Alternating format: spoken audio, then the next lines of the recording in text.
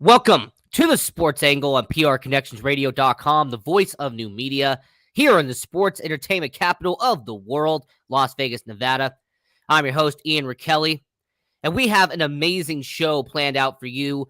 MLB offseason's about to kick off. Teams are going to go out and get the best free agents money can buy. NBA season is in full effect. NHL season in full effect. But we need to focus on the most important topic of the matter, and it's not the World Cup, which is going to be watched by 3.5 billion people all around the world. Instead, we're going to talk about the NFL Week 10. And I've had you on the show before, but you're so knowledgeable, I got to bring you back on time and time again. Dennis Holmes from the Ignorant Thinkers podcast. Welcome back to the show. How's it going, my friend? Hey, man, how's everything going, baby? How are you doing? Oh, I'm doing good. You know, the World Cup's about to kick off. I'm Team England, so go England for the World Cup, but that's besides the point. Now, Okay. I will say NFL Week 10, there's a lot to go over. So that game against Atlanta and Carolina, did you watch any of it, or did you just take a nap like the rest of the world? Watch the whole game. Oh, for real? Yeah, I watched the whole game because I really wanted to know in what world does Marcus Mariota gives you the best chance to win this game, to win, period. All right. Now, That's who's what I going to wanna win know. that crap division of the NFC South? Who's going to win it? I want the Panthers to win it so bad. I really do. You really don't know how bad I want the Panthers to win that division. Because for everything that happened to Steve Wilkes when he was with Arizona, and now he's getting a second chance, and you know how they do interim coaches. You know, they'll put him in there and this whatever. Like a lot of people are upset about Jeff Saturday's situation, but he's put in there for whatever. And then in the offseason, they'll look for their real coach. I mean, to It's like be what honest happened with here you, in Vegas with Rich Bisaccia. yeah, like to be honest with you, they're looking for their real coach now. They're having conversations with their real coach now. You know what I mean? So interim coach don't really get that much love. But for Steve Wilkes to go and win that division would really look good for his chances to get a long-term contract. You know what? For Steve Wilkes' sake, I hope he does, because when he was in Arizona, he was in a lose-lose situation. They did not give him any chance to succeed in And Arizona. So you know what? I hope you're 100% right. I hope it does work out. You know, what the Panthers are probably going to do, however, is bring in a defensive coordinator from somebody else, and they're going to make them their head coach. Let's just be honest. That's what they're probably going to do. They're going to hire if, somebody if on the I'm defensive side. if I'm the Carolina Panthers, I gotta pay the last guy for the next 4 years. I think I go with Steve Wilkes. Steve Wilkes wins this division. I go with Steve Wilkes, and I look to get me a GM that Steve Wilkes and them can connect with. I keep PJ Walker as a quarterback, but he'll be a gateway quarterback for the guy that I'm drafting because I'm trying to draft a guy like I'm trying to get a CJ Stroud or Bryce Young. Bryce Young would be the fit of the guy that they want.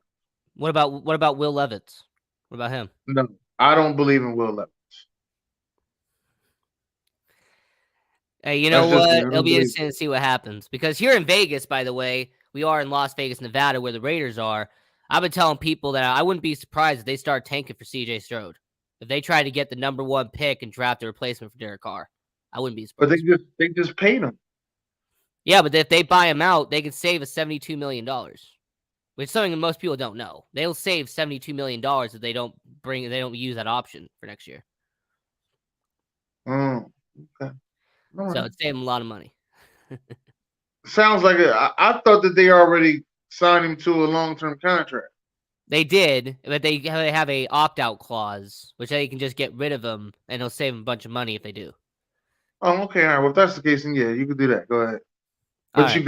you got the wide receiver for a long-term deal, and I think he only signed because his quarterback was there. So we'll see how that goes. All right, we'll see. You know, he said he was going to go from a Hall of Famer to a Hall of Famer. You know, Aaron Rodgers to Derek Carr. So we'll see what happens with Devontae Adams. Now, you know what I really want, because I'm an agent of chaos. I want to see the Atlanta Falcons win that division at 7-10. Okay, 7-10. I want to see Atlanta win that division. It'd be the greatest thing ever. The 7-win team or a 10-loss team got to the playoffs and hosted a playoff game. I would have to agree with you. Shout out to Ron Thomas, by the way. I'm not picking on your team. Actually, yeah, I am picking on your team. But seriously, it'd be great. Right. Well, we'll see how it goes. I think it's time for them to put the rookie in, personally, but we'll see how it goes. Shout out to the NFC South. Yeah. Desmond Ridder, the best quarterback from that draft class. Now, moving on to the NFL Week 10 discussion here on the Sports Angle on PR Connections Radio. I'm your host, Ian Kelly. We're here with Dennis Holmes from IgnorantThinkers podcast. So we have a very early game, a 6 a.m. game on Sunday. For you. That is 9:30 for me. Yeah, 6:30 here in Las Vegas, 9:30 on the East Coast for you. That still would be early, in my opinion. But I'm going to say this. When it comes to this matchup, you have the best quarterback out in Seattle in this matchup. You got Geno Smith. He's going up against some guy named Tom Brady. Maybe you've heard of him. Some guy? Hey. Yeah, some guy named Tom Brady. Maybe you've heard of him. Hey, man, Tom Brady is that guy, man. He's going through some things right now, but I think Tampa wins this game. All right, you going with Tampa? I'm going with Tampa. I think Tampa wins this game. I think this game is going to be too big for Geno. I think Tampa, the defense and everything in Germany, breathing that new air. You know, Todd Bowles to get that defense and them boys ready. I think Tampa wins this game. So here's what's going to happen. While they're in Germany, Geno Smith, who is the best quarterback out of these two. I mean, Tom Brady's fallen apart this year. He's absolutely fallen apart, it seems. Geno Smith, who's having an MVP-type level. By the way, 25-1 odds to win MVP, Geno Smith. So, I'm going to say because Geno Smith's having such a great year, he's going to get paid, by the way, this offseason. I say Geno Smith and the Seattle Seahawks, they're 2.5 point underdog, according to FanDuel. So give me Seattle, give me plus 2.5. I trust Geno Smith. He's going to get the job done. Okay. All right. Shout out to FanDuel. Yeah, shout out to FanDuel. Now, the regular matchups that most people are going to see at 10 a.m. my time, 1 p.m. your time, we have an amazing matchup where you have the Chicago Bears taking on the Detroit Lions. You have one NFC North team taking on another NFC North team. You have my Chicago Bears playing at home, taking on Detroit. So, the Chicago Bears, once again, thanks to FanDuel, they are a 3-point favorite in this matchup. Dennis, who do you got? You going to go with Jared Goff? You going to go with Dan Campbell? Going to go with Detroit Lions? Or are you going to go with my Chicago Bears? I'm going to let everybody know I did get off the train, all right? But I got my bus pass for the Detroit Lions, the grit, all right? Got my grit bus pass. Just want to let everybody know that, all right? And I'm letting everybody know that I'm taking Detroit to win this game. Not on the train no more. I'm at the coffee shop. It's called the Greasy Spoon. Just want to let everybody know that. Right? Taking Detroit to win this game. All right, you're taking Detroit to win this game. Well, you know what? I can't go against my Chicago Bears.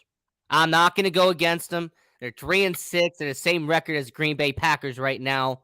The terrible Green Bay Packers, who I love to talk crap about.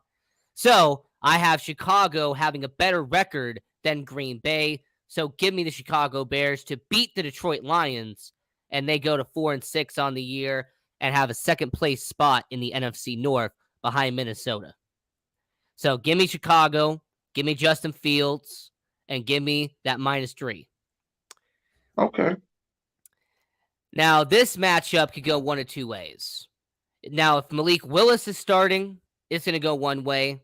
But if Ryan Tannehill, Tanny Time, is starting, it might go a different direction. You know which one we're talking about. We got the Denver Broncos, Tennessee Titans. The Tennessee Titans, 2.5 point favorite in this matchup. So are you going to go with Broncos country, let's ride? Or are you going to go with Tanny Time? Who you got? Let's ride. We're going with Denver. Let's ride. Denver wins this game. Russell Wilson finally lets everybody know where his ass was at. All right. Russell Wilson comes to play. And I've been telling people this for a while. He's a second half of the season type of guy. But they'll see. He finally lets everybody know where he had this time off. This was good for him. He's gonna let everybody know where his ass was at. And as we're doing our NFL Week 10 discussion here on the Sports Angle on PR Connections Radio, the voice of new media, I'm your host, Ian Kelly. We're here with Dennis Holmes from the IgnorantThinkers podcast. Well, I don't believe in Russell Wilson. To me, I think that his downfall is starting right now. And I believe in a king. In fact, I'm going to pick a king to win this game. And you know what king I'm talking about, Dennis? I'm talking about King Henry. King Henry. I'm talking about one of the best running backs we've seen in the last 4 years. Okay. So, give me the Tennessee Titans. Give me them the -2.5 according to FanDuel, because Tennessee Titans are playing at home, similar to the Bears situation, playing at home, and you're going up against a team that really does not do that great on the road. So, give me Tennessee, give me -2.5, and give me Tennessee to continue and stretch that lead in the AFC South. Sounds good. Now, our next matchup that we're going to go over here, you have the Houston Texans, who, by the way, Houston Waves won the World Series, fired their general manager immediately afterwards. But the Houston Astros, they won the World Series. So congrats to them. Round of applause to the Houston Astros win the World Series. Dusty Baker finally winning one. Congrats to him. Congrats to Dusty Baker. Yeah, I know that probably stings for you being a Phillies guy. But yeah, congrats to the Astros on winning the World Series. But yeah, Houston Texans taking on the New Jersey Giants out there in New Jersey. So Giants 5.5-point favorite according to FanDuel. So Dennis, are you going to go with Danny Jones, or are you going to go with the Houston Texans and Davis Mills? Who you got? I'm gonna go with Danny Jones, but I don't think that they win by 5.5. I think it's gonna be a close game. So I'm gonna take Daniel Jones though, because that guy Damian Pierce that's a hell of a running back. Oh, he's a monster. Damn, man, there's a lot of good rookies playing right now. I don't know who's gonna win Rookie of the Year. We can keep it real. There's a lot of good rookies playing right now. I don't know who's gonna win it. Man, yeah, at one point I thought Bryce Hall had it wrapped up. Then Kenneth Walker showed out of nowhere, Damian Pierce, and then it's like you got rookie wide receivers out here making moves. I'm like, man. Yeah, but I'm taking Houston. I'm taking Houston to cover. I'm taking the Giants to win. There you go. And we're kind of on the same mindset. I'm going to go with the Houston Texans here plus 5.5, because I do not see this being a touchdown game. I see this being a field goal type of game where it's going to be close in the fourth quarter. So give me the Houston Texans. You know what? They lose by a field goal. Great. I win. Houston Texans win by a field goal. Fantastic. I still win. So give me the Houston Texans plus 5.5 here. I agree with that. By the way, New Jersey Giants. I know Giants fans. I know Jets fans get mad at me. You play in New Jersey, I'm going to call you what you are. All right? You are the New Jersey Giants, and you're the New Jersey Jets. All right? You watch this show, you get used to it. So, next matchup, as we're talking about the NFL, Week 10 here. You have the Cleveland Browns versus Miami Dolphins. You have Tua Tagovailoa. MVP. Yeah, you know what? That's going to be the name. So you got Tua going up against Jacoby Brissett. Miami Dolphins, 3.5-point favorite. So, Dennis, who do you have winning here? You going to go with Tua? Old teammates playing each other right there, huh? Yeah, you do. You got former teammates. Yeah. I'm going with Miami on this one. I just don't see Cleveland having enough to win this game. As I don't even know if Greedy Williams is playing. So, I'm going Miami. In Chubb, we trust. All right? In Nick Chubb, I do trust. I think that Nick Chubb is going to have a Joe Mixon type of game. You know, last week, Joe Mixon had 5 touchdowns and won the game all by himself. You know, you're a fantasy football guy. You know. So, I think Nick Chubb will have a very similar performance. I think he will put Cleveland on his back, and the Cleveland Browns will beat the Miami Dolphins. So, give me the Cleveland Browns plus 3.5 here. And I got Cleveland beating Miami this weekend. Okay. Now, the matchup that everyone's calling the game of the week, even though we don't know if a certain quarterback's going to be playing or not, but this game has been classified as game of the week, and that is the 7-1 Minnesota Vikings taking on the 6-2 Buffalo Bills. Uh-oh. And man, this matchup is really hard to talk about. Buffalo Bills are only a 3-point favorite according to FanDuel, but they are playing in Buffalo, and the conditions do matter there. So I want to ask you, Dennis, everyone watching around the world, who are you going? Are you going with Josh Allen and Case Keenum, or are you going to go with Kirk Cousins, Justin Jefferson, the Minnesota Vikings? I'm going to be honest with you. Be real honest with you. I want Case Keenum to play. I want him to stick it to Minnesota for going out there to go get Kirk Cousins when you could have had me and we could have went back to the NFC Championship game. But no, you went and got Kirk Cousins and you ain't been back since. I want Case Keenum to play, and I'm taking Buffalo. If Case Keenum don't play, I'm taking Minnesota. Those are my answers.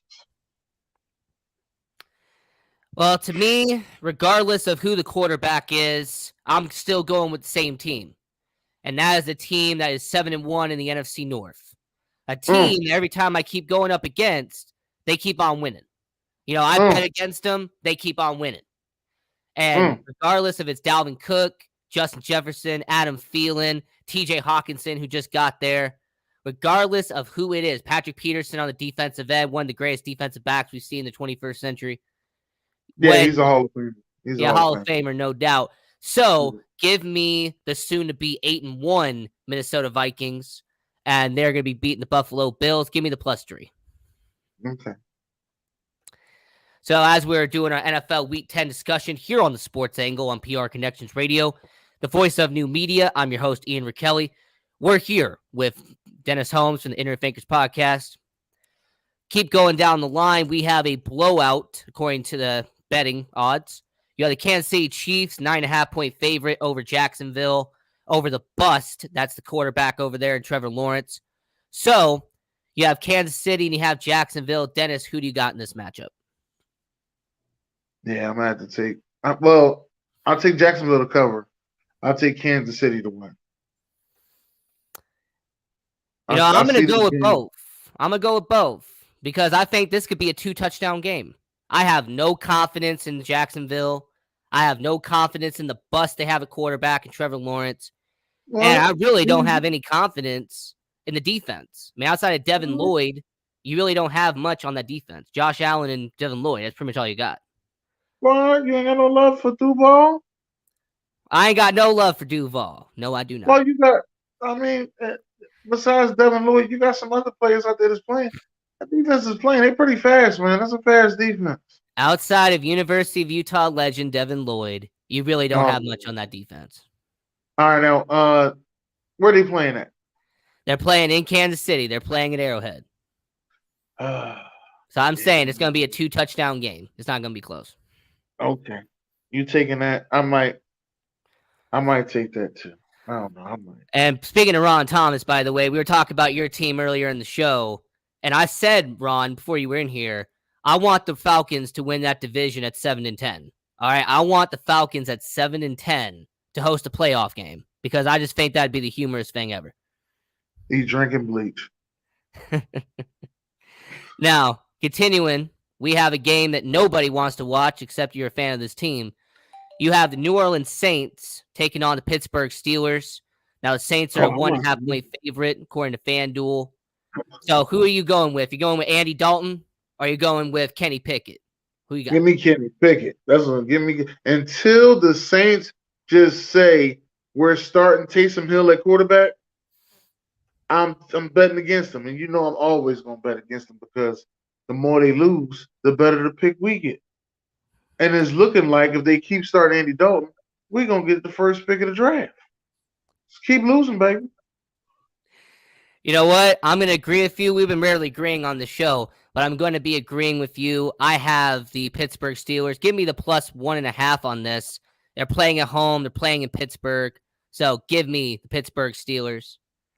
And, hey, Kings ROG, been on the show before. I want to say to you, it's all about those Cowboys. Funny enough, the next matchup on my list, the Dallas Cowboys, 4.5-point favorite, going up against the Green Bay Packers. Now, Dennis, I'm going to get this out of the way real quick. I have the Dallas Cowboys beating the Green Bay Packers. I'm going to have Dallas winning this matchup by a touchdown easy because the Green Bay Packers not only suck, but you have Aaron Rodgers, who's literally a vacuum of disappointment. So I'm going to go with Dallas. They're going to brutally murder the Green Bay Packers. They're going to butcher them up. They're going to make sure that they decimate the Green Bay Packers on Sunday. Hey, Dennis Holmes, I know that you're a Philadelphia guy, but who do you got in this matchup? Dallas Cowboys or Green Bay Packers? I'm going with the Cheeseheads, baby. That's what I'm going. I'm going with the Cheeseheads. For some reason, for some strange reason, Aaron Rodgers will do what he needs to do for this game. Don't quote me on why. Don't quote me on what's going to happen. But when it comes to the Dallas Cowboys and the Green Bay Packers, it is crazy. I'm going to go with Green Bay. One thing Dallas cannot do is stop the run. And if Green Bay get the running with them two boys, Aaron Jones and Big Dylan back there, they're going to win that game. I'm going to say it on record. This is the Sports Angle on PR Connections Radio, the voice of new media. He is Dennis Holmes from the IgnorantThinkers podcast. I'm the host, Ian Kelly, and I'm definitely not picking Green Bay. I've told you this before, Dennis. My life goal, my life goal, I'm going to eat healthy. I'm going to drink right. I want to see the Packers go 0-17 at least once in my life. I hate them that much. I hate Green Bay that much. I want to see them go 0-17 at least once in my life. Now, I know Green Bay is going to lose that matchup. By the way, somebody said that Jacksonville might just stay home because Kansas City is going to show how bad they are. I mean, they have the MVP frontrunner in Patrick Mahomes. I think people know how bad Kansas City is. I don't think they need to show it. So, that's right. Now the next matchup, you have the Arizona Cardinals going to LA, taking on the LA Rams. Now the Rams are a field goal favorite in this matchup, according to FanDuel. So, Dennis, who do you got? You going to go with the LA Rams, the reigning Super Bowl champions? Or are you going to go with the quarterback who can't stay off of Call of Duty? Who do you got? Well, wait a minute. Hold up. Both of those quarterbacks might not even play. That's why I'm saying, who do you got? That's a different situation. So it's like, who's the best backup? You know what? You know what's crazy?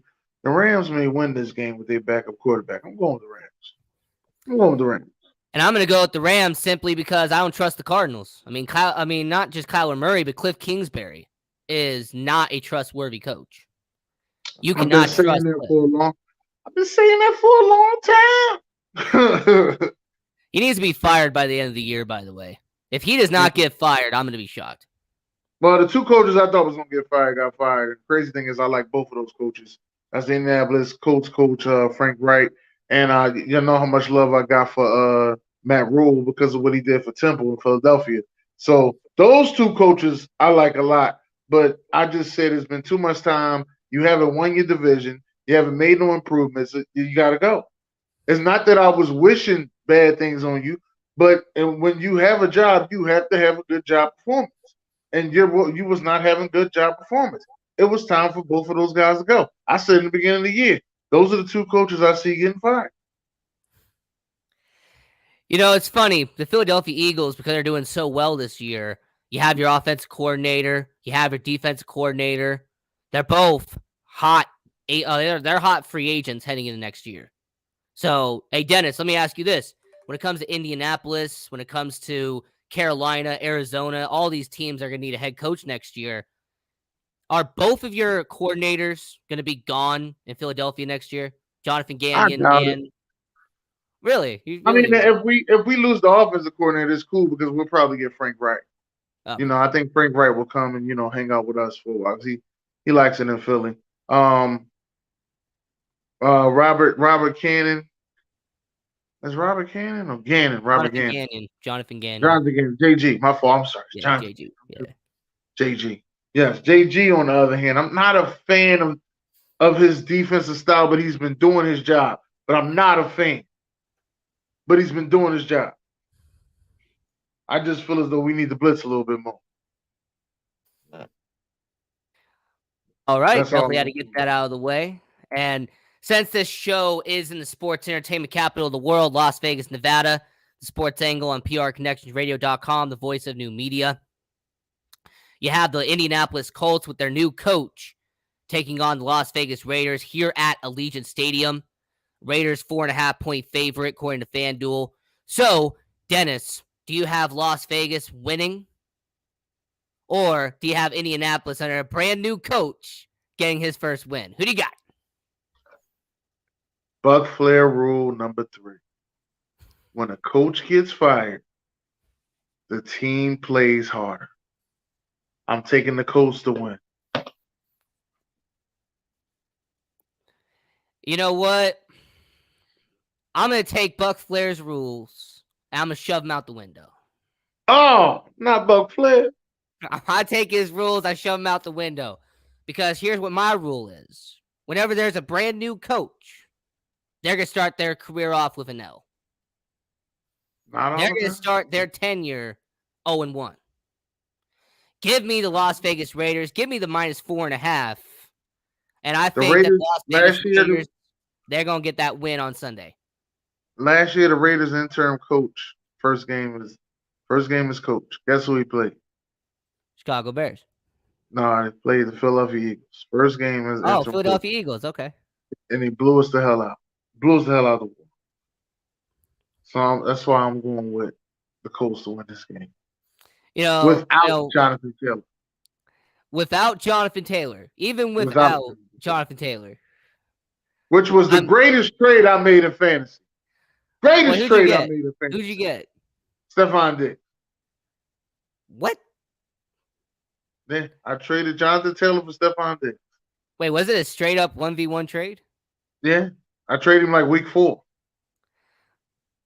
You know what? I'm not going to ask any further questions. That's just, okay.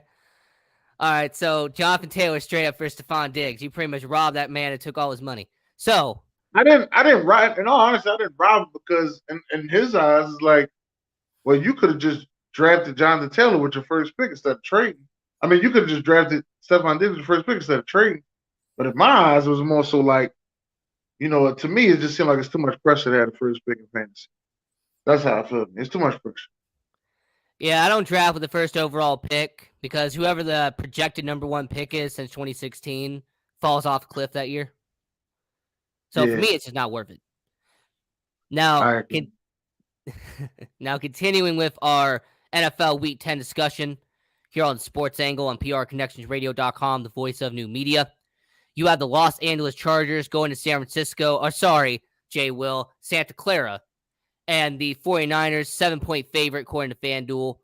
So, Dennis, who do you have in this matchup? You going to go with the 49ers or are you going to go with the Chargers? Who do you got? I picked the Chargers last week to win for the first time in a long time. What's up, Ace? Hey, what up, Ace? What up? This week, I'm taking the San Francisco 49ers because it doesn't matter where this game is played at. One thing I know for sure, San Fran is always going to be a home game.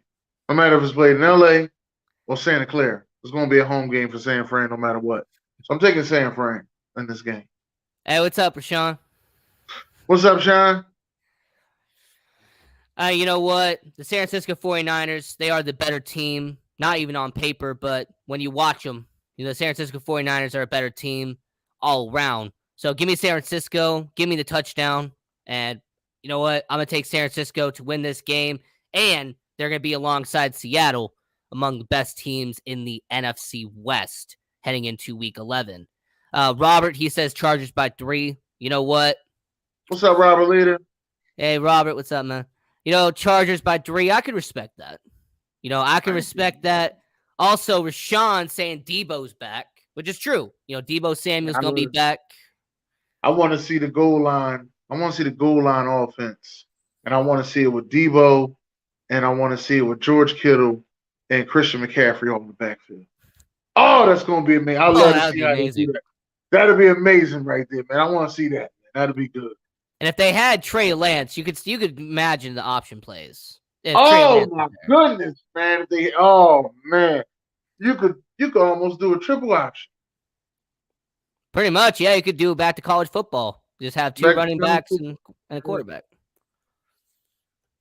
Yeah, absolutely. With that Debo package with him and CMC, absolutely. Yeah, that's going to be a nightmare for defenses. Now the final matchup I'm going to say, because you are an Eagles fan, So, ironically, this is on Monday, but I was going to save it last anyways. You have the Washington Commanders taking on the Philadelphia Eagles. Now, Philadelphia is a 10.5-point favorite, according to FanDuel. So, Dennis, I'm gonna leave it up to you. 10.5-point favorite, Philadelphia. Washington covers, Philadelphia wins. 10.5-point favorite? No, Washington covers. Washington covers and Philadelphia wins. You know what? We're on the same wavelength because I just don't have Philadelphia covering. I just think that 10.5, you're pretty much going to have to win by 2 touchdowns in that game. So, right, it's a division game. So, you know what? I'm going to take Washington plus 10.5, mainly because with Washington being 10.5, I just have them being a touchdown game. You know, with it being a divisional matchup, with it being a matchup where you're going to be seeing 2 teams battling in a division. And besides, Dennis, you and I have watched enough football to know majority of the time divisional matchups are closer than non-divisional matchups. Because there's more at stake, there's more blood in the ring. So I'm going to say give me Washington plus 10.5. I have them losing by a touchdown. Funny enough, Blaze says Eagles by 15. I mean, Eagles. Shout out to Blaze. Shout out to Blaze, by the way. Shout out to you. And Sean says Philly in a blowout. Philly in a blowout. Okay. I'm going to be in the minority here. I got Washington losing by a touchdown. That's just the way it's going to be. So, as we are talking about NFL Week 10 discussion, I have a few quick topics we're going to go over here with Dennis Holmes from the Ignorant Thinkers podcast. Let's do it. Now, the Cleveland Browns, they've been 9 weeks in. No Deshaun Watson. Jacoby Brissett's been doing his thing as a backup quarterback.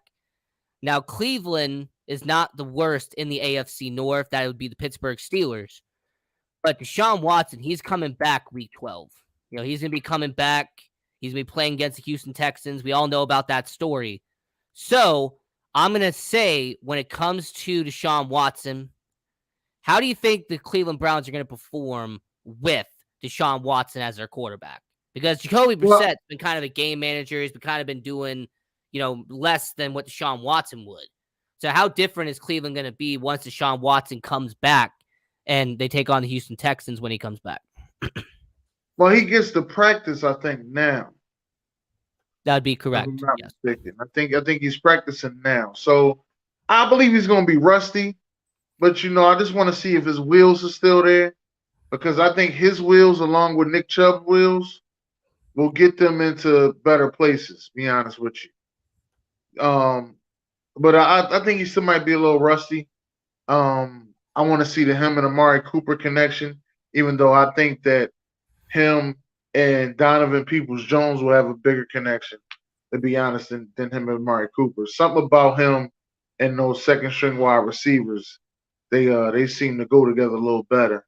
Hopefully he's working on his timing and getting himself together, you know, putting all that stuff that was happening to him in the past behind him, coming out just playing football. I want him to give it. I want him to really stick it to the Houston Texans real bad.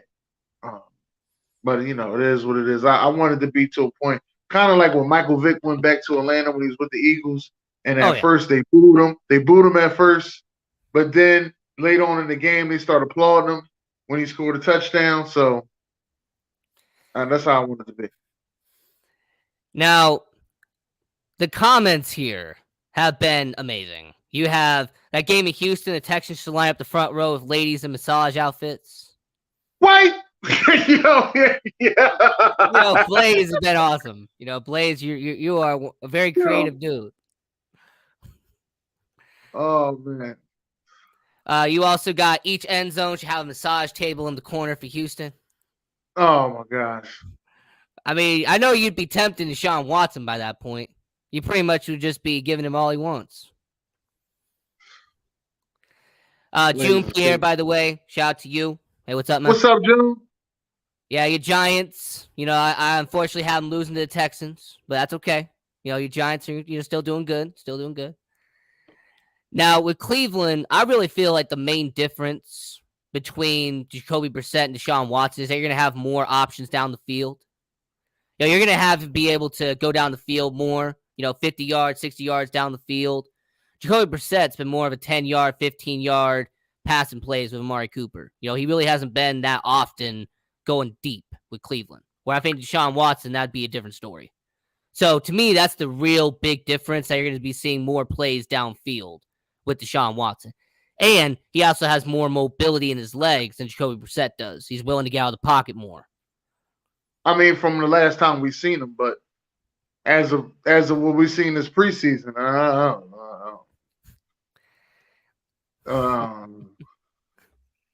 Hey, you're gonna have to. Hey, Sharon, you're gonna have to ask Blaze what a massage outfit is. Blaze be tripping.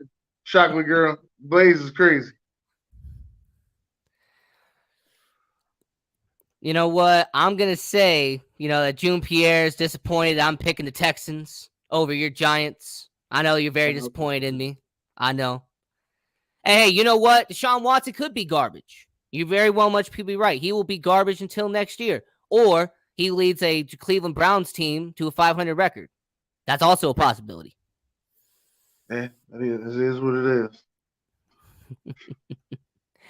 Now, I will say that AFC North division, Cleveland, Pittsburgh towards the bottom, Baltimore and Cincinnati are only a game between each other. So, Dennis, if you had to predict right now, who's going to win the AFC North? Is it going to be Baltimore or is it going to be Cleveland? Sorry, Baltimore and Cincinnati. Oh, no, it's going to be Baltimore. Cincinnati will come in second, though, but it'll be Baltimore. Now, would Cincinnati make the playoffs in that scenario, or are they just going to miss out? I think Cincinnati makes the playoffs, no doubt. Cincinnati makes the playoffs. They make the playoffs, and they should win the first playoff game. Because they'll get Jamar Chase back, I think, week 14. Around there, week 14, week 15. Yeah. Right in time for my fantasy playoff situation. And since Pittsburgh Steelers are in that division, I just want to talk about this real quickly. The Pittsburgh Steelers, why haven't they fired Matt Canada yet? Like, seriously, what's waiting so long? Why are they not fired their offensive coordinator yet? They wait. They're not going to fire him. You know what? They need to. Honestly, they should have fired him in preseason week 1, but I digress. No, they're not going to fire him. They're going to wait until the end of the season. And then they'll come back to the situation. But I don't think that they're going to fire Matt Canada. That's not really the Pittsburgh way. I don't remember them firing nobody mid-season. I was mad Dick LeBeau left. Like, how you let Dick LeBeau leave? What the hell? Yeah, Dick LeBeau. Yeah, one of the greatest Steelers. He was a great mastermind for them. One of the greatest defensive coordinators out there. Anyway, not that good. So moving over from the AFC North to the NFC North, the Chicago Bears. The NFC North, you have the Chicago Bears. You have my team, Chicago. Justin Fields this season has shown progress. He has shown that he is not making the same rookie mistakes he did last year. Now, with that being said, do you think that Justin Fields is finally, and I mean finally, the franchise quarterback that the Bears have been asking for the last 30 years? Is he finally? What other quarterbacks got drafted with Justin Fields and Trevor Lawrence? Oh, Mitch Trubisky, Cade McNown. No. The same year, Trevor Lawrence and Justin Fields came out. The quarterbacks that were taken. Yeah, Zach Wilson, Trey Lance, Mac Jones, Davis Mills. Yeah, Justin Fields right now is playing like he's the best one in that draft class. Right now, I can honestly say the Chicago Bears do not need to look for a quarterback. They have their quarterback of the future. There's no need to look for it. I know everybody like, well, you just saying it off the one game that you saw. I'm not really saying it off the one game that I saw. I'm saying it off his progression. And at the end of the year, people will be like, yeah, well, he had that one magical game, and we still lost, and, we didn't get that many more wins. And you got to remember that your front office is rebuilding along with your team. Oh, yeah. I mean, that's just the way it's going to be. I mean, you have $145 million in cap space next year. Chicago is definitely going to use that to their advantage, by the way. $145 million in cap space. But no, like, as a Chicago Bears fan, putting bias aside, the game against New England, the game against Miami. There has been multiple games where Justin Fields has shown he could be a franchise quarterback. Justin Fields has shown that, yes, he can run with his legs, but he can also get out of the pocket, and he also can read the pocket very well. If he knows the pocket's going to collapse within 1.5 seconds, he just takes off and runs because he knows that the pocket's already collapsing. There's some rookie quarterbacks who just stay in the pocket way too long. We see that. We see that all the time. Rookie quarterbacks are afraid to get hit, so they make costly interceptions. Right. When I see Justin Fields, he doesn't really make those rookie mistakes that often. No, and like your offensive line is not that good. Oh, it's the second worst in the NFL. They run block real well. I think Khalil Herbert is the better running back for your team. But you still keep David Montgomery because everybody has a 1-2 punch. I think he's a good 2 of a punch. He's not the 1, but he's a good 2 of a punch. I also believe that you got to see what you're getting out of these 2 wide receivers because, you got one guy who was a number 1, a first-round draft pick who hasn't really shown who he is. And then there's another guy over there that got talent, been traded, but, we want to see what his full potential is because, like I said, you go into this offseason, there isn't too many wide receivers out there for y'all to pick from in free agency. So that means you have to draft a wide receiver. Now, this is a deep drafting wide receiving class. That's another thing. A lot of people ain't talking about that. It's a deep drafting wide receiving class where you may be able to steal something in the second round that'll be nice for you. Like a Hyatt. I forgot Hyatt's first name, but with a Hyatt from Tennessee. Yeah, I understand on that front. And when it comes to Chicago, they definitely have a lot of decisions to make moving forward, but it's definitely going to be a great offseason 2023. As a Bears fan, I can't wait. It's going to be amazing. So as we're talking about the NFL here on the Sports Angle on PRConnectionsRadio.com, the voice of new media, I'm your host, Ian Kelly. We're here with Dennis Holmes from the IgnorantThinkers podcast. Staying with the NFL, who is the most disrespected quarterback in the NFL? Because, Justin Fields, it got me thinking, who is the most disrespected quarterback in the NFL today? Most disrespected.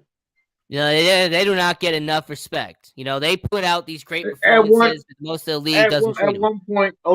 At one point, it was my son. If you would have heard I'm not going to say every, if you would have heard I'm not going to say that. If you would have heard a major percentage of Philadelphia Eagles fans, major, and I mean about 78%.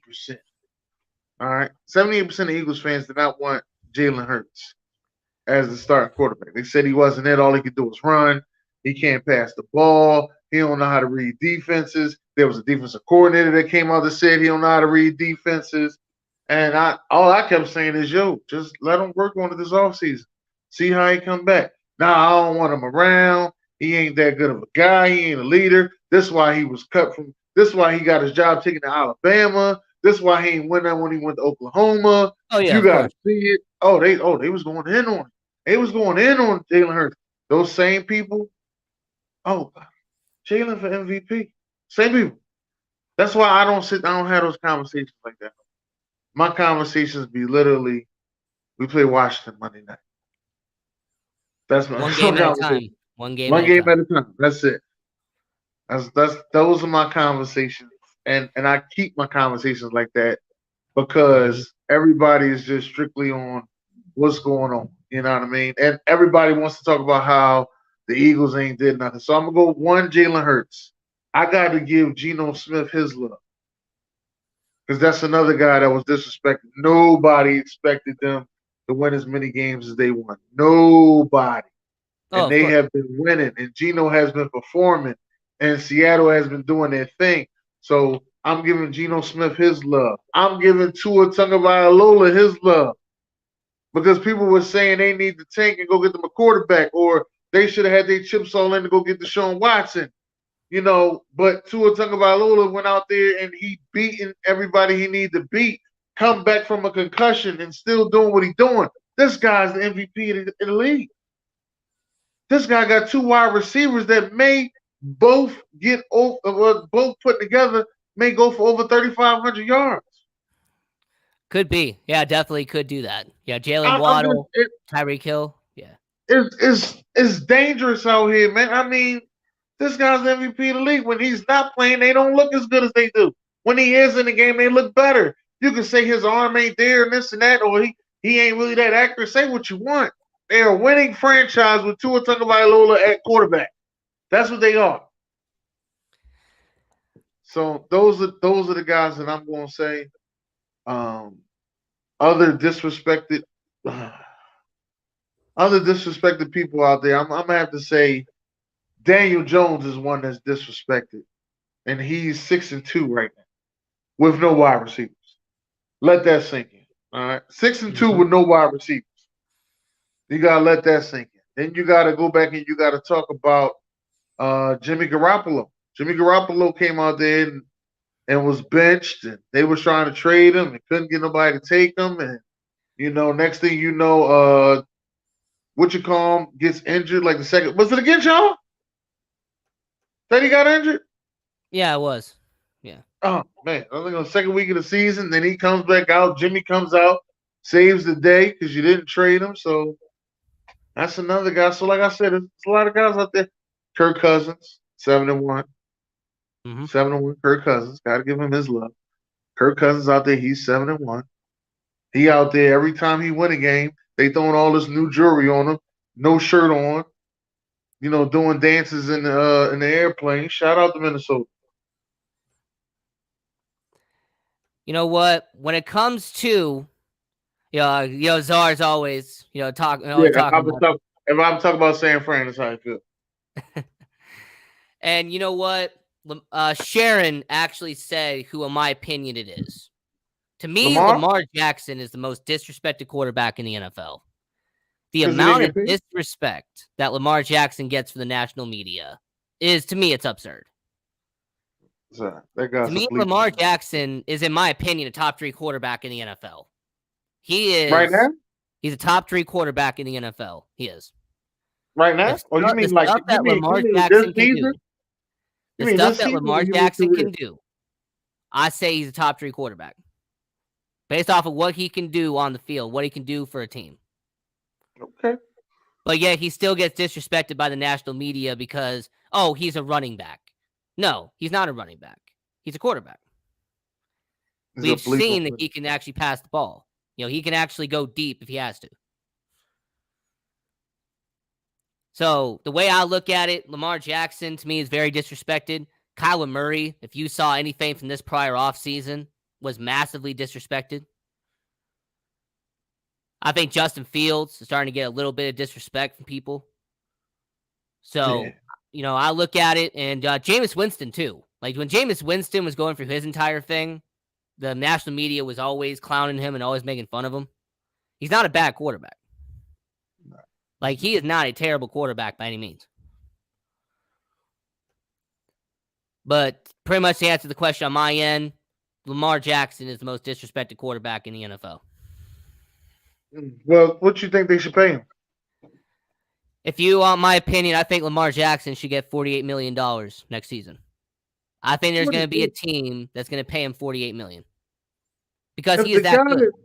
If the guy that's making 50 is 2-6 right now, right? He's 2-6? Right, that's Aaron Rodgers. Yeah, the bum is. Yes. He's 2-6 and he's making 50.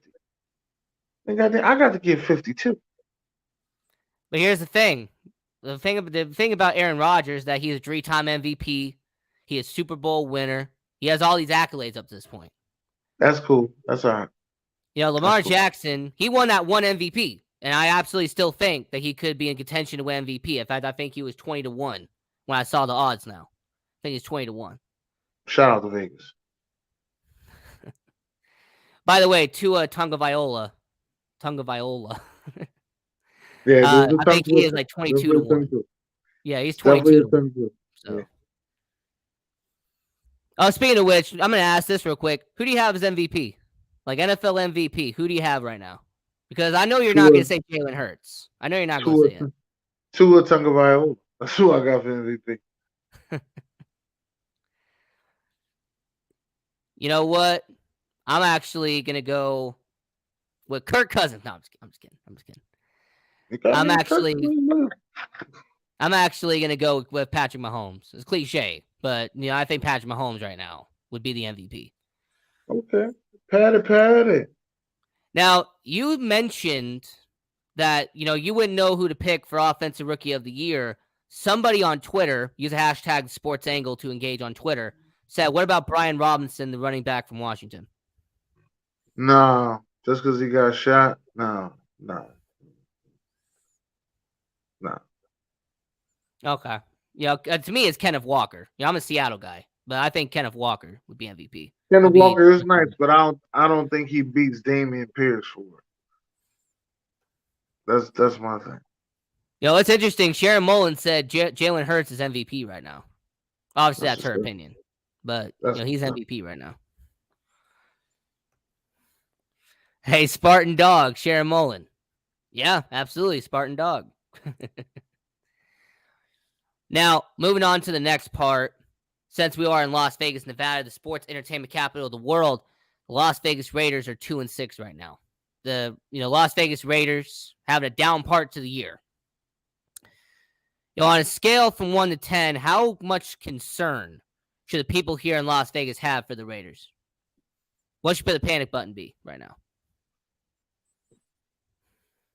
If they don't win this game against the Colts, the panic button got to be pushed. And that's real. If they don't win this game against the Colts, panic button got to be pushed. You lost to the Colts without their best player, and they fired their coach. Man, you gotta press the panic button hard. Josh McDaniels, I don't know what's up with him. I really don't. I don't understand. I don't understand nothing about what he's doing. Like I don't see no improvement. I don't see no, we're trying to do better. I don't see a different product out there. I don't see it. I just don't see it. And maybe it's me. I just don't see it. Raider fans, they may have something else different to say, but they just looked at. I'm sorry. I'm sorry. The black hole. The black hole. Yeah. Black hole. I forgot. I said I wasn't calling them the Raiders. The black hole. The black holes were there. Now we see that Josh McDaniels should have stayed in New England. I mean, the Raiders, they should have kept the head coach from the second half of the season, Rich Boucher. Yeah, they should have definitely kept him. That's right. Now you see what I mean? Now he led them to the playoffs. And he didn't even get called back for the job. No, he did not. They did not bring him back. So that's why I said I'm rooting for Steve Wilkes. You got to win your division. That's how hard you got to do just to get the job. You got to win your division. When it comes to Las Vegas, I was not a fan of Josh McDaniels when he got hired. And I got a lot of pushback on that. When they were in 4 to 5 weeks in, I said that he should have been fired already. I got a lot of pushback on that. Well, nearly 10 weeks in, people in Las Vegas, you keep on being mad at me. I don't care. Josh McDaniels, A, should have never been hired in the first place. But 2, you should have fired him by week 5. Josh McDaniels is not a good head coach. I mean, look, Josh McDaniels brings over the Patriots way. Coaches, executives, former players. The Patriots way does not work without Bill Belichick. It simply does not work. And the Raiders are the 7th team to go out and try this. Oh, let's bring in a bunch of former Patriots and we're going to be good now. It does not work. So I say this, that Josh McDaniels should have been fired by week 5. I think he should be fired after the Colts loss. If they lose to the Colts, they're 2-7. He's got to go. How much are they paying him? Josh McDaniels, I don't know his contract exactly, but it doesn't matter. He's getting paid too much. But here's the thing. They fired John Gruden. I think they still got to pay him. Yeah, John Gruden, the whole situation with the lawsuit. Yeah. Right, and if you fire Josh McDaniels, you still got to pay him. So You don't even have the money to bid for a good coach that may cost you high paying money. Like you don't have the money. Like you backed up. You got to win like 3 Super Bowls with a low budget coach just to get back. Just to get back. But whose fault is that though? That's Mark Davis. That's Mark Davis's fault because he decided to go out and get John Gruden in the first place. That was on him. Then he goes out and gets Josh McDaniels. That's on him.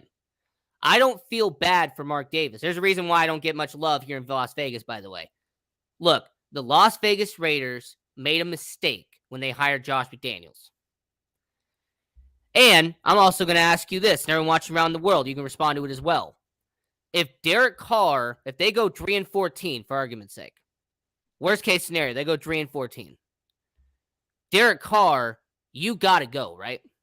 Does Derek Carr have to go? I don't care that he's a nice guy, which is everyone's rebuttal here in Las Vegas. Oh, he's such a nice guy. Do you see him, what he does for the community? He's such a nice guy. But does that win you football games? Does that win you football games? You're a nice guy. How about the community? But does that win you football games? I feel like Derek Carr is on the last year of his deal in Las Vegas. If they lose 13 games, 14 games, I don't see them keeping Derek Carr. I don't really see a reason why you would keep Derek Carr. I mean, Dennis, do you agree that, worst case scenario, they lose 13, 14 games, Derek Carr's on his way out? Yeah, he's out. Yeah, you start over. He's out. He's definitely got to go. You got to start over. But the question is, what do you do at the quarterback position? Because, it is the most important position in football. Well, you got to draft you. Do you tank for CJ Stroud? Is that what you do? You tank for CJ? Well, you lost 14 games. You already did tank for somebody. Yeah, if you lost 14 games, you already did tank. Now you just got to hope whichever quarterback you like the most. Well, for me, CJ Stroud is the best quarterback out of the draft class next year. I know Bryce Young has his favorites. He has his fans. But CJ Stroud is the best. I don't think CJ Stroud is the best. I think Bryce. Who do you think it is then? I think Bryce is the best. That's the thing. It's not really. It's not head. I don't think Bryce is head over shoulders better than CJ. I think it's really a flip of the coin. But I'm taking Bryce. That's just me. And Robert, by the way, put in the chat, Josh is earning an annual salary of $1 million. Yeah, but how many years? That's what? It could be a 4-year deal, could be a 3-year deal. I don't think it's going to last past year 1. That's my point. Is that, to me, Josh McDaniels, if you go 3-14, you have to go. Yeah, if it's only a 4-year deal and he's getting $1 million a year, yeah, I'm with you on that. He got to go. He has to go. I mean, we saw with Carolina with Matt Rule. It doesn't matter how much they're paying you. You got to perform. Yeah, but the next guy, see, with the Matt Rule and with the Matt Rule, because he's getting that big contract, he got like $70 million for 7 years or something. Like, don't quote me on the numbers, but for the next 4 years, they still got to pay him. So if you still got to pay somebody almost like $6 to $8 million a year for the next 4 years, the next guy that comes in got to be like most that he got to make is like $2 million. Mm-hmm. If you're looking at guys, because you got to look at the business of the game too. Oh, yeah. So that's why I said I hope Steve Wilkes win the division, get the job. I hope he gets more money, incentives, and stuff like that. But that'll help Carolina as a business still strive. And hopefully they can, go ahead and do what they need to do.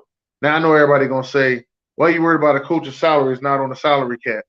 But coach's salary could hurt the team, could hurt the owner in the long run. I'm sorry, not team. The owner in the long run. And then next thing you know, you're going to have to get a new owner. Well, here's my idea for the Las Vegas Raiders, because the whole Derek Carr situation. If you can't get CJ Stroud, right? Let's just say they don't tank good enough. The Raiders are not good enough at tanking. They can't get him. How about you go to free agency and you get Lamar Jackson? They go out and they spend the money. They get Lamar Jackson. That's like $300 million. Mark Davis showed the last 2 offseasons he doesn't care about money. Yeah, he really has. Mark Davis has shown he doesn't care about money. He's worth it, though. Lamar Jackson with Devontae Adams. Lamar Jackson, Devontae Adams, Darren Waller as well, if he can come back to being the tight end that he was. Man. Get them some defense. Man.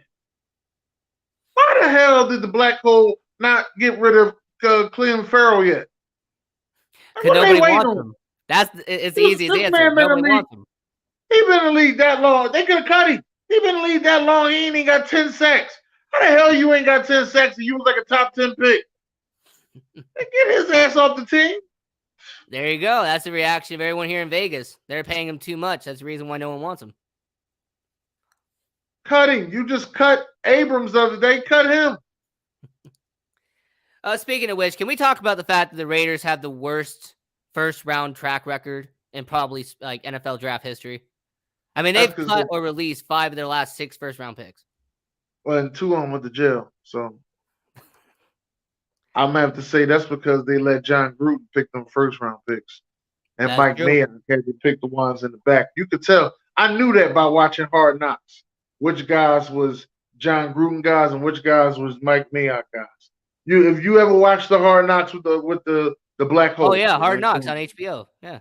Yeah. If you ever watched the Hard Knocks with the Black Hole, you can see from the engagement on what guys Mike Mayock drafted and what guys John Gruden drafted. And who wanted who. You can see Mike Mayock did not want Antonio Brown. You can see it. Now, moving over to the next topic, we've been talking about the AFC West for the last 10 or 15 minutes. By the way, HBO Hard Knocks, they've been doing the Detroit Lions this year. That was fantastic. Rick. That was absolutely great. Rick. So, moving over to the NFC West, talking about the biggest underdog in the NFL. How about those Seattle Seahawks, Dennis? I mean, they really have been a feel-good story this year. Yes, they are. Pete Carroll, 70 years old, man. Coaching his behind off. I'm telling you, coaching his behind off. Oh, yes, he is. No-name guys. I mean, this is what Pete Carroll does. Gets a bunch of no-name guys, has a low salary cap, has them guys out there playing their behind off. This is how he did when the Legion of Boom and all of them came together. This is what he does. Just drafts well. I mean, got to give him his credit. He knows talent. 70 years old, doing his thing. Now, I'm not saying this is going to happen, but I want you to picture this real quick. I want to paint a picture for the whole audience. Let's say the Super Bowl this year in Glendale, Arizona. You have the Seattle Seahawks, led by Geno Smith, being in a Super Bowl. I think that would be the greatest story you could picture. Having Geno Smith, a guy who was out of the league at one point. That Geno, and I just heard a new story about Geno Smith too, but that would be a Kurt Warner story right there. That would get a movie. That would get a movie. If they make the Super Bowl with Geno Smith in the next 2 to 3 years, that would be a movie. Yep, and a rookie running back in Kenneth Walker, a guy that some scouts wanted at receiver, by the way, which I also felt was disrespectful. They wanted him to be a receiver, and he stayed at running back. The scout report is just disrespectful at times, to be honest with you. Yeah. And you know what? I also just remembered this. DK Metcalf, there was all those reports about him getting traded this offseason. You remember that? Yeah. DK Metcalf potentially being traded. Because of the contract. Him, Terry McLaurin, Deebo Samuels, they all, and A.J. Brown, they always wait for a contract. Only guy got traded was A.J. Brown. The rest of those guys stayed, waited, got their contract. You know, DK Metcalf, a lot of people aren't paying attention to it, but he's actually having a solid year. A solid year. Yeah, he is. You know, besides he's being him going to the bathroom during the game, he's having a solid year. Absolutely. So with Seattle, I guess I really have to ask this question. When it comes to Seattle, are they really the biggest underdog this year? Is there any team in the NFL that's on the same level as you did not see it coming? The Giants. Oh, Jim Pierre, New York Giants. Yeah. The Giants beat the other team I did not see coming. I'm missing a team. I'm missing an AFC team that kind of shocked me. New York Jets. The Jets, yes. I knew I was missing one. The Jets. The Jets have shocked me because they don't have nothing. Like, there's no big names over there. I don't know if Nothing. you saw. I don't know if you saw a TikTok or not. There's this kid who goes, "Well, I go to ice cream every time the Jets win," and this Jets player says, "You're gonna get a lot of ice cream this year." And then, sure enough, this Jets player goes on the sideline and goes, "Enjoy your ice cream!" Like he's yelling to the crowd. He's like, "Enjoy your ice cream!" But I thought that was pretty cool. You know, that kid's obviously getting a lot of ice cream this year. Good Jets are winning games. So now, this is the Sports Angle on PRConnectionsRadio.com, the voice of new media. I'm your host, Ian Kelly. We're here with Dennis Holmes from IgnorantThinkers podcast. Now, we got about 25 minutes left. Normally, hour number 2, I go into hockey, but I have about 3 segments left with Dennis Holmes from the IgnorantThinkers podcast. So I just want to ask these 3 final questions, and then the show will be done and over with. So, the next offseason, 2023, there's going to be some free agents that are going to get signed. All right. They're going to get a nice payday. But what I want to know is who is the number 1 free agent? Like, who is the guy that every team is going to want to sign this offseason? I'm not going to say every. I'm definitely going to say it's going to be a good 10 teams out there that's going to be reaching for Lamar Jackson. I'm not going to say every because I don't see Kansas City going after him. I don't see Green Bay going after him.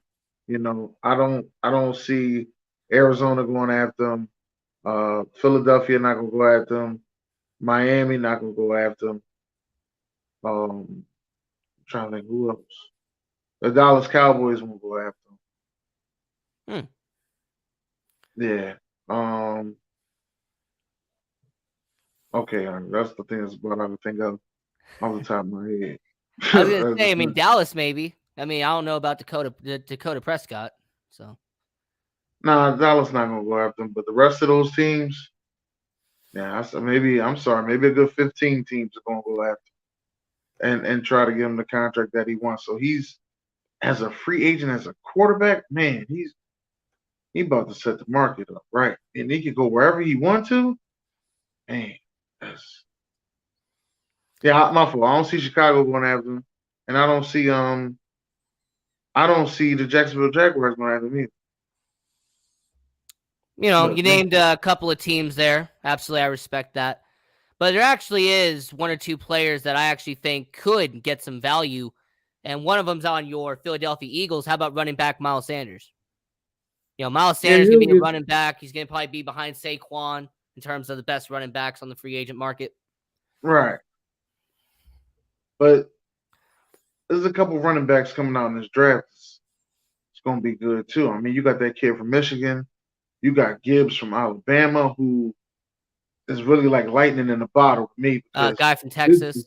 Yeah, you got a guy from Texas. But this dude, Gibbs from Alabama, he can make so much happen with so little touches. Is ridiculous, man. He is literally like Alvin Kamara. And I like him a lot. But yeah, I can see Miles Sanders and Saquon Barkley going to nice places. I got a whole defensive line leaving my unrestricted free agency. Robert Quinn will be leaving, Fletcher Cox and Brandon Graham. Like, yep, those will all be gone. Hey, we gotta make it happen this year. But yeah, we'll see what all happens. You kind of pretty much answered the next question I was going to ask, which was, what's the one need the Eagles are going to have this offseason? Well, you kind of just answered it. No, I think it's linebacker. Oh, for real? Okay.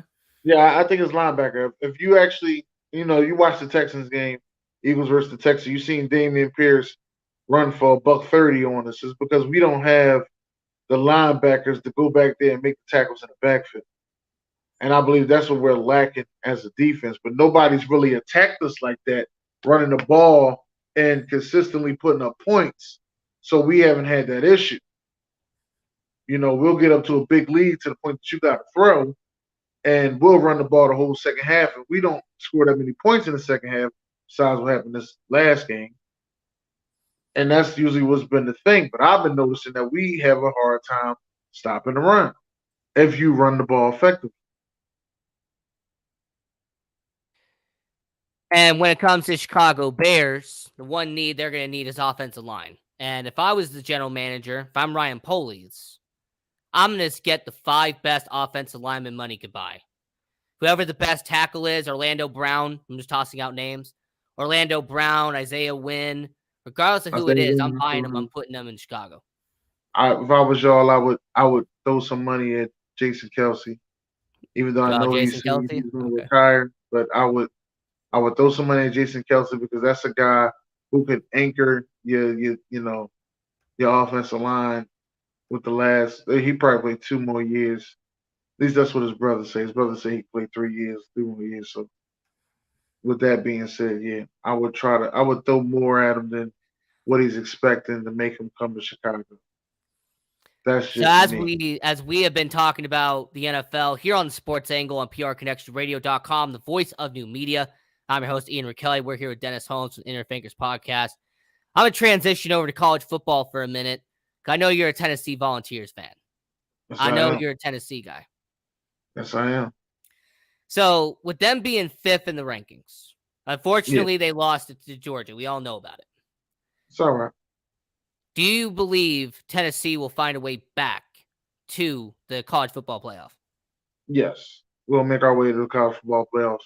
I think this will be our first time in the college football playoffs, and we'll make our way back in there, and hopefully we get that Tennessee-Georgia rematch.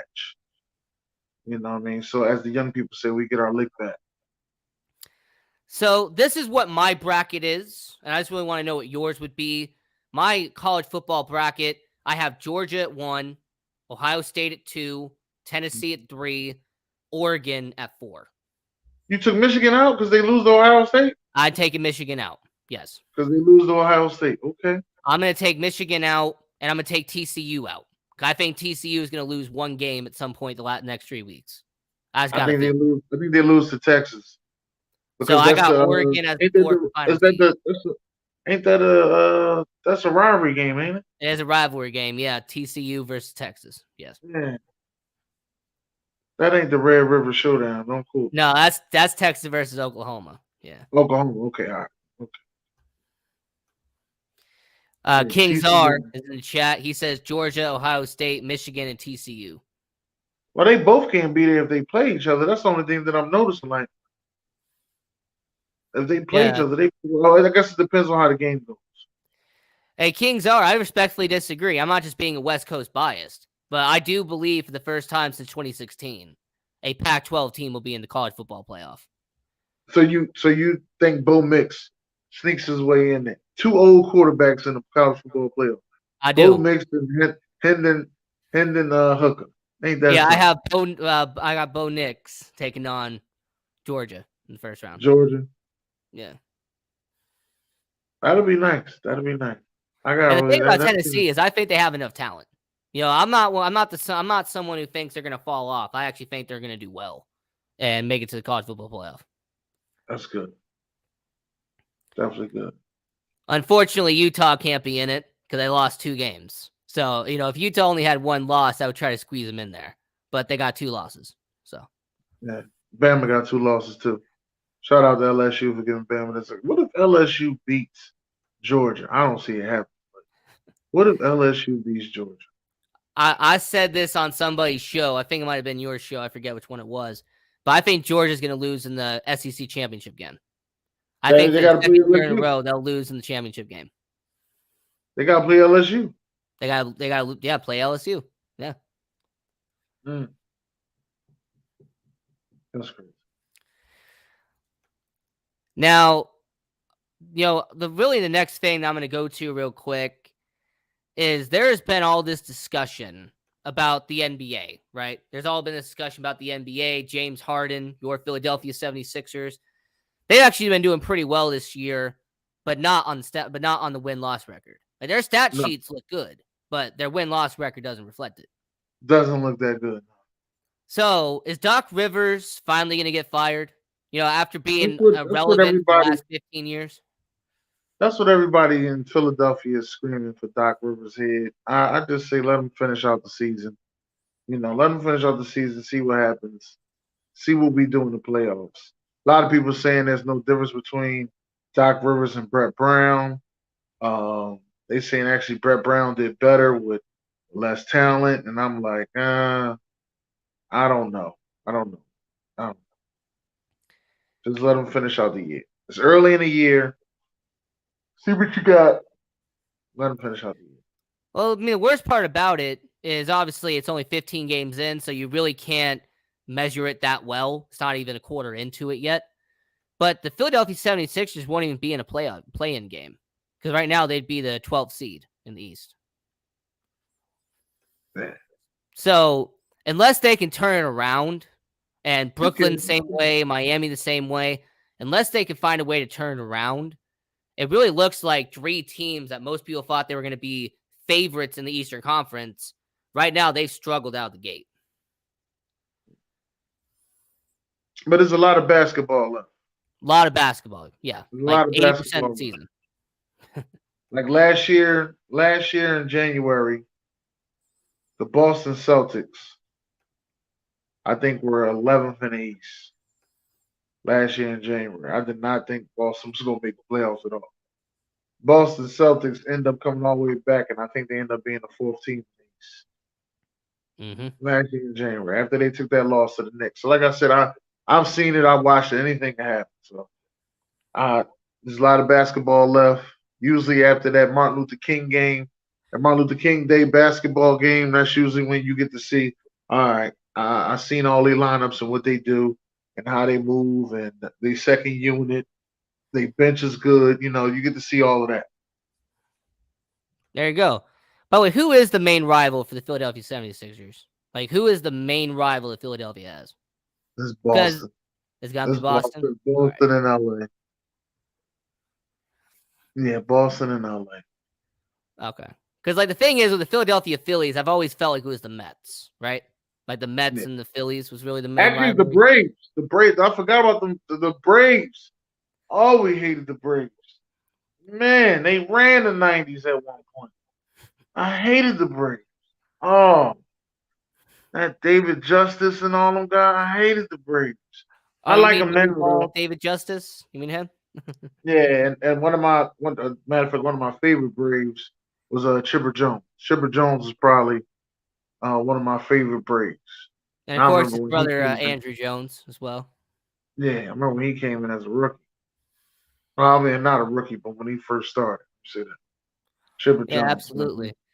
And, you know, since we kind of pivoted to baseball for a second, you know, I only have like 5 minutes left. When it comes to the Philadelphia Phillies, they lost the World Series, unfortunately. You know, are you excited for this offseason? Considering that the Philadelphia Phillies, they got all the moves they need to make. Yeah, we need some pitching. We gotta get a bullpen. That's one of the things me and my dad was talking about. We gotta get a bullpen, and we gotta get we gotta get some more players over there. We might get a big time player over there. So you need starting pitching. Do you need? Yeah, I wonder. Somebody said something about Mike Trout being traded. Have you heard that? Well, the thing is, the Angels, because they're having the new ownership and everything, like Artie Moreno is trying to sell the team. So there's been all this talk about him trying to trade players' contracts because, you know, he's trying to sell the team. Mike Trout to the Phillies. Or you know what? How about we have Shohei Ohtani go into Seattle, for example? You know, how about have him come down to Seattle? Yeah. That'd be nice. That'd be nice. Or maybe, because I'm an absolute agent of chaos, what if we have Jacob deGrom sign a big deal to come to Philadelphia? Be a starting pitcher for the Phillies. That would be Philadelphia-ish. You know, we sound Wheeler. What was the bull from Boston? Now, what was the bull from Boston? He played for Boston and he played for the Mets. He was the pitcher. I can't think of his name. He was old to an old pitcher. He was killing. He used to kill the Yankees. He was a Yankee killer as a pitcher. And we had him the last time we was in the World Series. Besides this one we just passed, we had him. Well, it wasn't Cliff Lee. No. It wasn't Roy Halladay. No. Was Carl Paveno? Carl Paveno? No, this guy was like Spanish. I can't think of his name. Played for Boston though. Okay.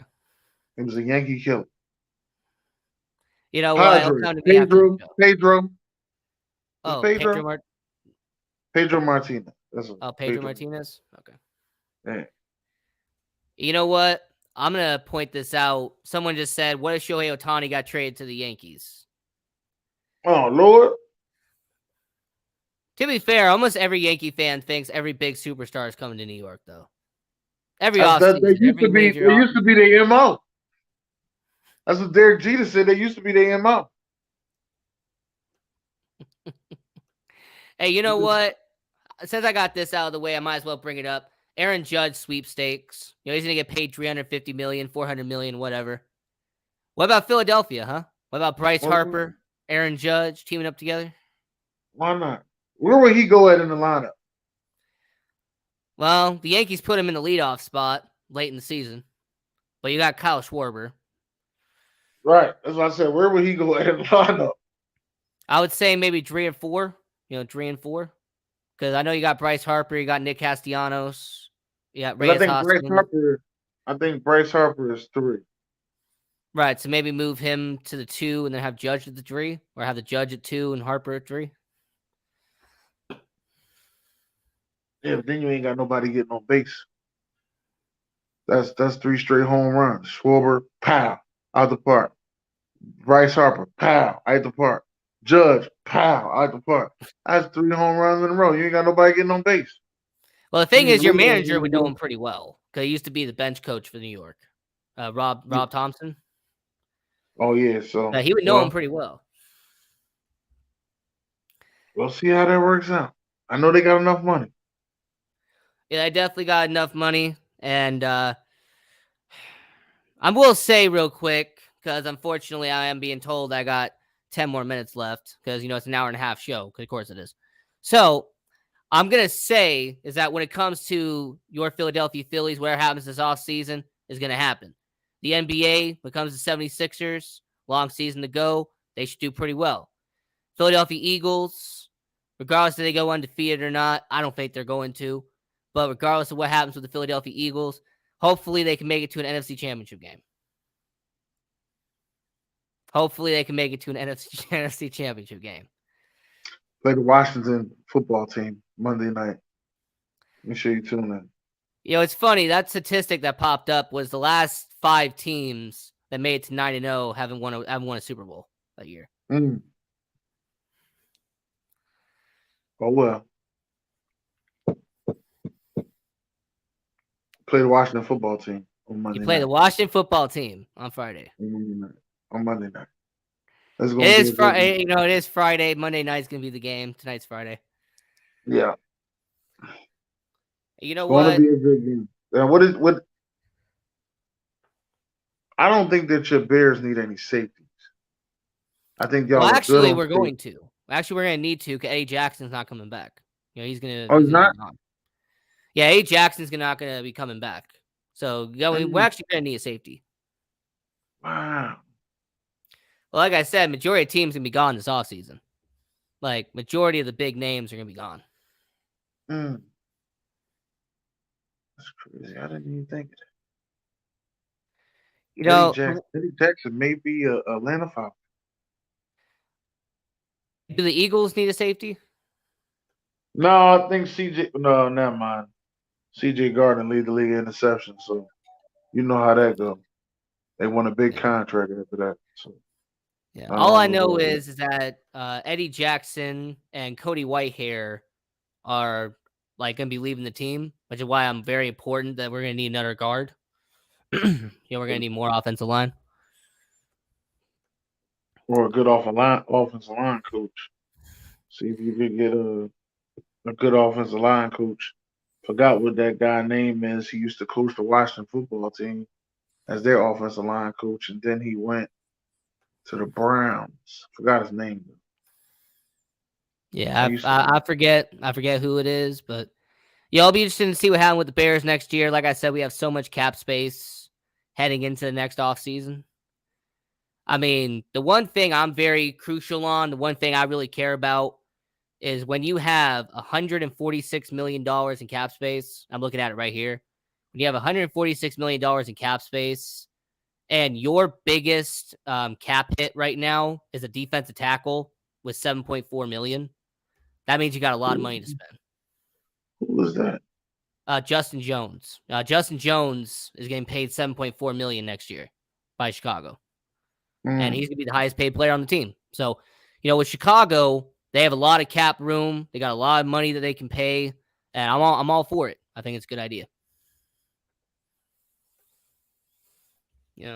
And Justin Fields only getting paid $5.1 million, by the way, because he's on a rookie deal. He's only getting paid $5 million. So y'all getting away with murder. Just appreciate it. And y'all got all these extra picks too. Y'all got like 12 picks. Yeah, we got all these extra picks. Yeah.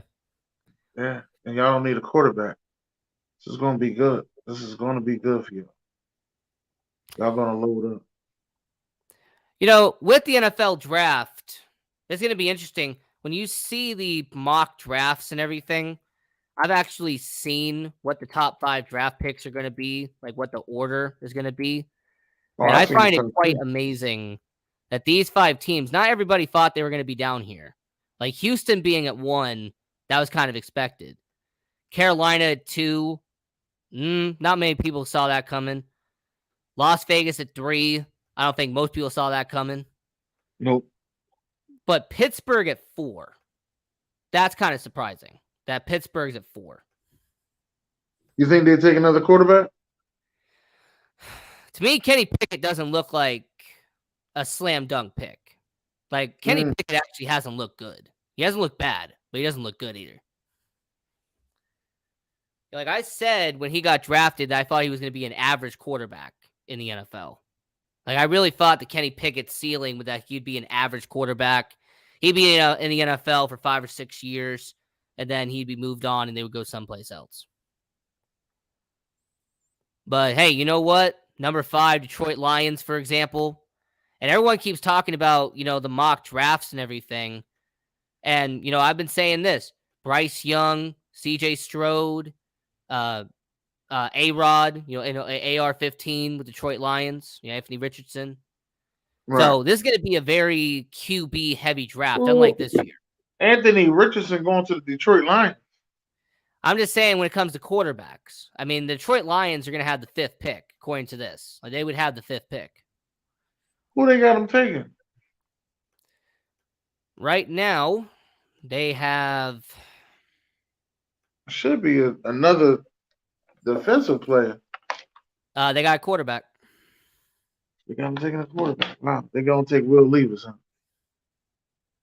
Yeah, in fact, they have quarterbacks at the 1st pick, the 4th pick, and the 5th pick.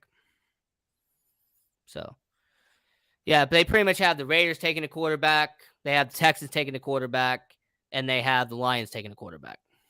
So, now, one thing I did not know, Dennis, was that your Philadelphia Eagles would have the 6th pick. I did not. That's right. I mean, to me, that's quite impressive. The fact that a team is undefeated could have a top 10 pick heading into next year. That's why I want to keep losing. The Saints can keep losing. Now, they do have you taking a defensive end, though. Miles Murphy from Clemson. That's what they got you taking. Yeah, we about to lose. We about to lose 2 of them. So I can understand why they got us doing that. And I had a picture of this thing. I don't know what I did with it. And just to kind of round out that top 10, by the way, Arizona Cardinals, they're at 7. They got them taking a defensive back.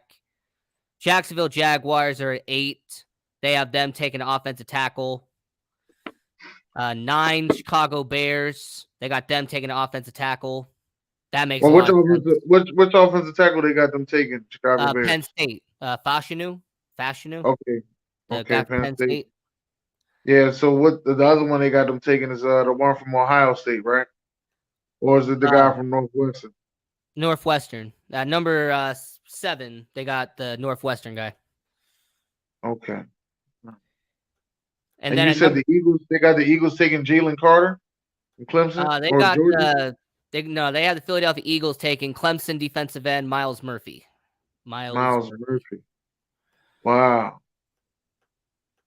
They ain't got us taking Brian Reese? Wow. No, I don't. No, they do not. And then to round out that top 10, at number 10, the Green Bay Packers take TCU receiver Quentin Johnson. Quentin Packers Johnson, finally take a receiver at 10. No, that's not the Packer way. That's the thing about these mock drafts. They always, they don't put those into effect. They never count those. Yeah, it's not the Packer way. They will not take a wide receiver in the first round. It's not their way. It's not what they do. No, it's not their way. Mine's has Will Anderson actually being the first pick of the draft. It's funny you say that because this one has him going second. They have him going second to Carolina. They got Bryce Young going second and C.J. Stroud going third, and Will Levis going fourth. Yeah, they got the one I'm looking at here. Detroit takes Anthony Richardson from Florida. I don't know why. How did they got Anthony Richardson as a top draft, as a first round draft pick? The hell? I mean, I don't know why that is, but just for some reason it is. You have, but you know what? It'll be interesting. It'll be interesting to see what happens there. They also have Jalen Carter going to Steelers at 4. Defensive lineman. Big defensive lineman. Yeah. They got C.J. Stroud going to the Raiders at 3. Will Anderson going to the Panthers at 2. And then Bryce Young going to the Texans at 1. That's the one I'm looking at.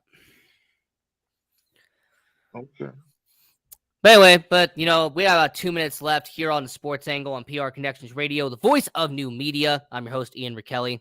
Now, Dennis Holmes, we have about 90 seconds left. So tell everyone around the world where they can find you and any projects you are currently working on. Listen, this is the Ignorant Thinker podcast. I am Dennis Holmes. Projects that I'm working on. I got some things in the work, but it's not like fully in effect yet, so we ain't gonna talk about it. But I'm just gonna let you know that every Saturday morning, make sure y'all check out the Side Jump. Each and every Saturday morning at 10 a.m. Eastern on the Ignorant Thinker podcast Facebook page. Check out the Side Jump. Stay on that Facebook page. Hit like, subscribe, and share on that Facebook page because on Tuesday I come right back to you with Talk You-ish Tuesday.